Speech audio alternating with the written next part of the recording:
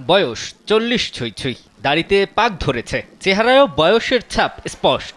কিন্তু ব্যাট হাতে যখন উইকেটে আসেন মাহমুদুল্লাহ রিয়াদ, তখন মনে হতেই পারে ব্যাট করছেন কোনো ১৮ পেরোনো যুবক। বয়সের ভারে নুয়ে না পড়ে উল্টো কিভাবে ফিটনেস ধরে রেখেছেন মাহমুদুল্লাহ রিয়াদ, সেই প্রশ্ন হয়তো অনেকের মনেই।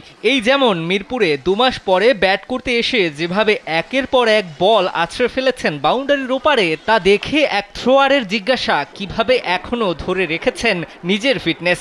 মাহমুদুল্লাহ ২ হাত তুলে আকাশের দিকে তাকিয়ে জানিয়ে দিলেন এসবই সম্ভব হয়েছে সৃষ্টিকর্তার কৃপায়। জাতীয় দল কিংবা দলের আশেপাশে এই মুহূর্তে আছে যে কজন সিনিয়র ক্রিকেটার, তাদের মধ্যে মাহমুদুল্লাহ সবার চেয়ে বড়। বয়সে বড় হলেও মাহমুদুল্লাহ যেন অন্যদের চেয়ে অনন্য। দীর্ঘ ২ মাস পরে অনুশীলনে এসে যেভাবে হেসেছে মাহমুদুল্লাহ রিয়াদের ব্যাট, একইভাবে চেহারায়ও লেপ্টে ছিল হাসির প্রলেপ। প্রায় ২ মাস পরে মিরপুরে ব্যাটিং করতে এসে মাহমুদুল্লাহ এদিন আগলে রেখেছিল অনুশীলনে আসা বাকি ৩ অনুজকে। কখনো এবাদতকে ব্যাটিং স্ট্যান্ড ঠিক করে দেয়া, আবার কখনো শেখ মেহেদীর চুল ঠিক করে দেওয়া, এসবই রিয়াদের মহানুভবতার প্রতীক। বড় ভাইয়ের কাছ থেকে এমন আদর পেয়ে এবাদত, রিশাদ, শেখ মেহেদীরাও যেন ফুরফুরে মেজাজে।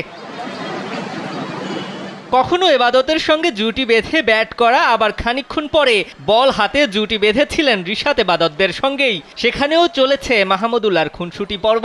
বল হাতে শেখ মেহেদীকে পরাস্ত যেমন করেছিলেন, ঠিক একইভাবে শেখ মেহেদীর ব্যাটিং স্ট্যান্ডও ঠিক করে দিয়েছেন এই মাহমুদুল্লাহ।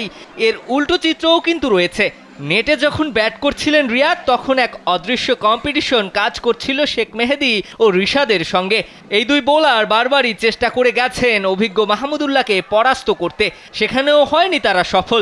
এক পর্যায়ে তো শেখ মেহেদী মাথায় হাত দিয়েও বসে পড়েছিলেন। কিভাবে এই বলেও বিট হননি রিয়াদ, সেটি ভেবেই হয়তো বসে পড়েছিলেন এই অলরাউন্ডার।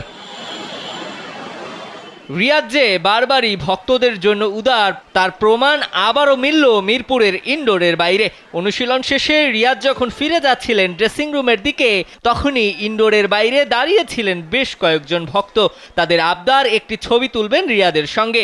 ভক্তের আবদার মেটাতে কোনোভাবেই কার্পণ্যবোধ করেননি মাহমুদুল্লাহ রিয়াদ। ভক্তের সেলফিতে আবদ্ধ হয়ে ফিরে গেলেন শেরেবাংলার ড্রেসিং রুমের দিকে। দিবাকর চৌধুরী, কালবেলা।